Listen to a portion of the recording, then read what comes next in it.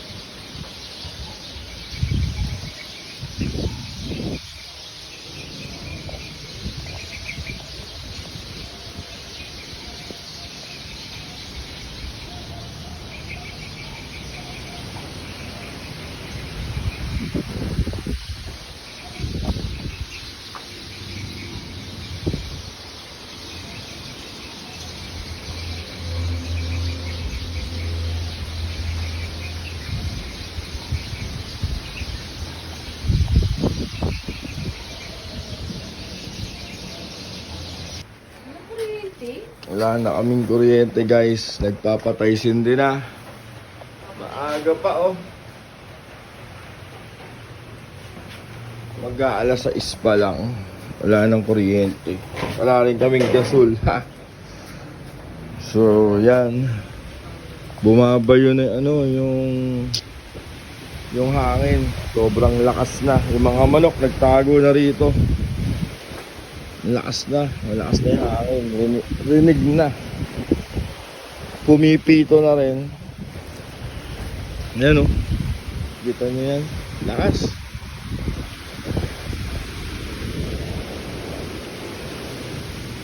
Saan ba nanggagaling yung hangin?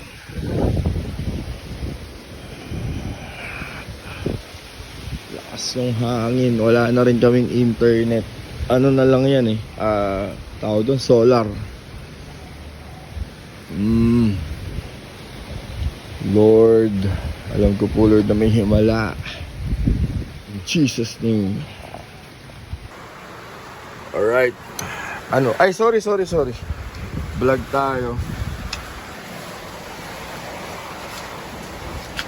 Yung tricycle, inipit namin dito eh. Eto, hinayaan namin na bukas. Bali ng bukas yan guys. Kasi para yung wind makasirculate sa loob ng bahay. Kapag sinarado namin yan, yung bubong naman, yung titirahin ng hangin. Kaya hinayaan namin yan. Konting ano lang naman yan. Konting limas lang naman yan. Okay, so yan yung labas. Ayan yung tricycle. Inipit namin kasi church doon. Tapos ito, inipit namin dyan para safe siya. Alam babagsak dyan. Low na lang. Tignan natin dito sa kabila. Di pa to aftermath ah.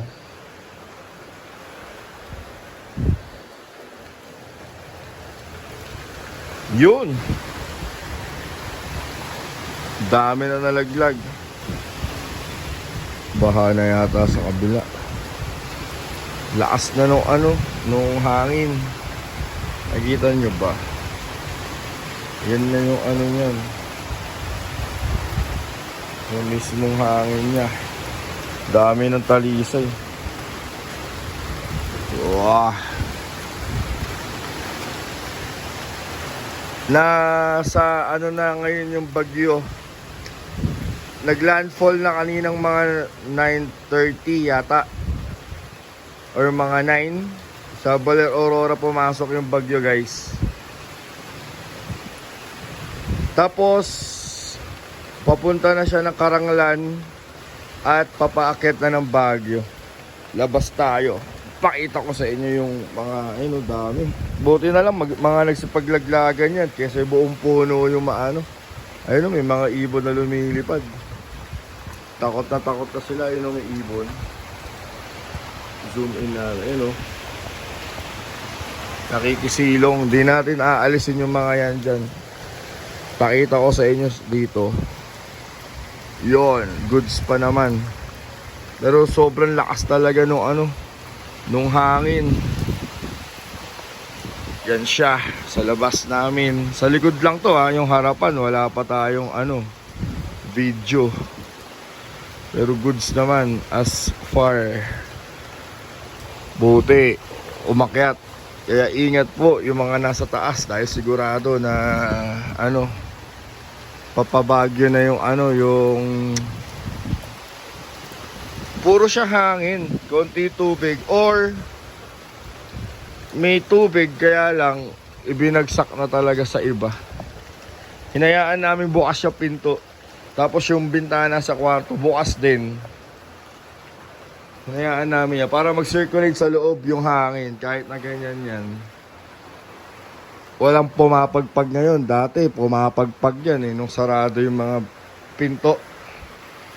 So yun lang yung update natin, guys. Okay, so guys, this is our aftermath. Wala naman naalis sa mga bubong natin.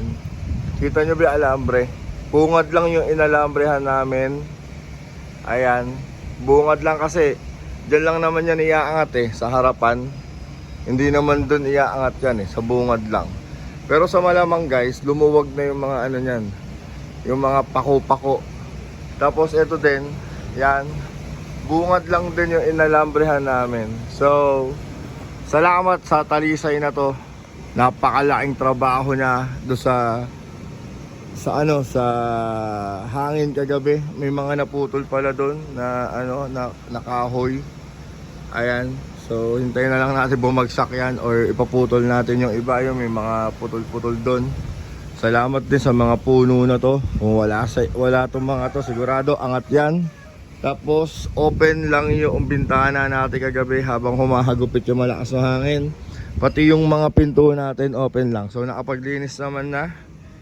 Wala nang mga ayan lang. Wala nang mga dahon-dahon dyan.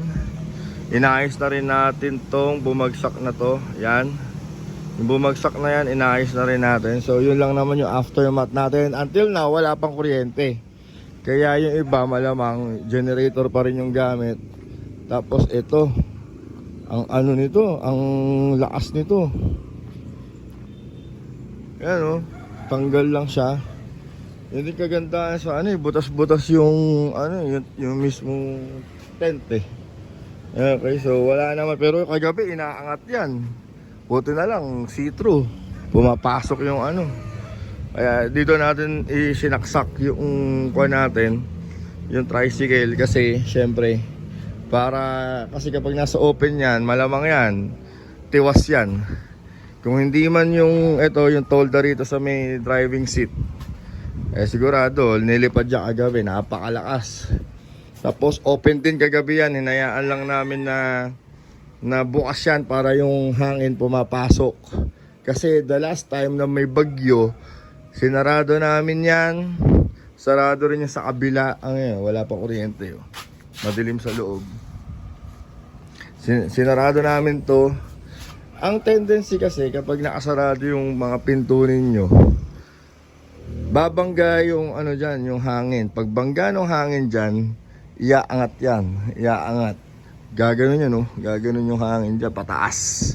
Kaya hinayaan namin, wala yung lumalagabog kagabi na katulad ng mga nakakaraang mga bagyo.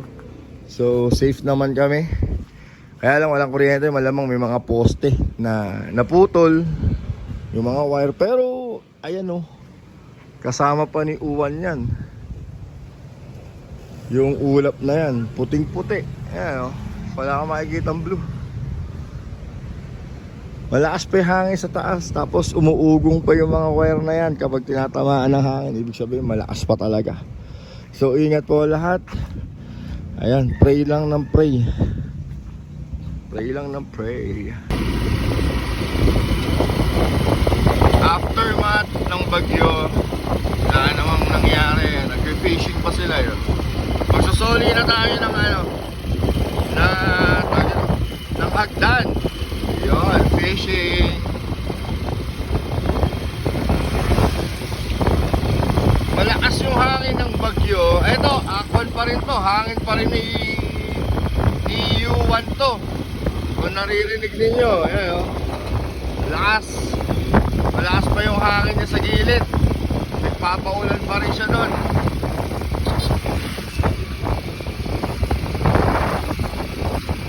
Ayun o.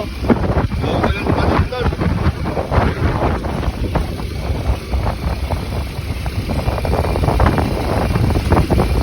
So far so good. Wala namang masyadong natumbang mga poste sa gawin dito. Walang natumba. Mga puno din. Okay pa naman sila. Nabawasan man yan, dahon lang. Ayan. Goods na goods pa siya. Yon, alright. So guys, nandito tayo sa Baldipuente. Kakasoli lang natin. Wala pa naman masyado bumabiyahe. Uy, ang laki ng tubig. Malaki tubig. Kung walang dike, yari. Laki ng tubig oh. Ayun oh. Yeah, ayun oh. Laki ng tubig. May mga nangingisda doon sa kabila. Kaya ko kaya umabot hanggang gitna? Parang hindi ah. Ayun umabot dito eh. Dapat nandun lang yung tubig na yan. Yan natin. Andito na tayo eh. Sayang. Video na natin. Oh, umabot dito. Kaya kila Robert may tubig sa likod. Yan oh. Lakas ng agos. Galing sa bundok yung tubig na yan.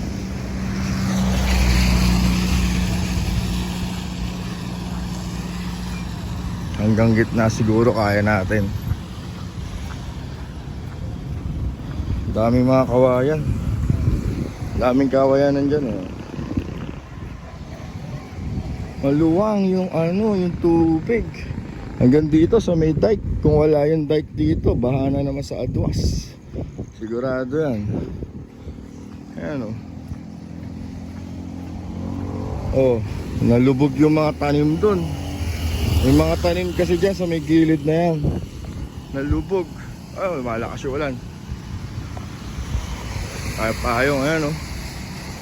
Umabot yung tubig sa baha. Bahang baha o. Oh.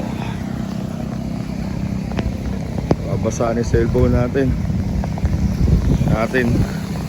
kung hanggang saan. Ayan o. Kung wala yung dike, wala. Yung mga naliligo pa dun o. Kala mo mga superhero eh. Ayan o. Okay na yan. Bye bye. Yun. Yung tubig doon sa tulay kanina, ito hanggang dyan. Ibig sabihin walang dike dyan. Kaya umabot dyan yung tubig. Doon sa kabila may dike, ayun ah. Baldipuente River yan. Hanggang doon sa mga kanyan, sa mga bantay tulay doon, ay sa mga farm. Ganyan na yung nila, yung tubig. Kung walang tubig dyan, ay kung walang dike dyan, malamang kaya pumasok, sumampa. Ayan, abot hanggang dyan, no? Ito yan, no? Oh.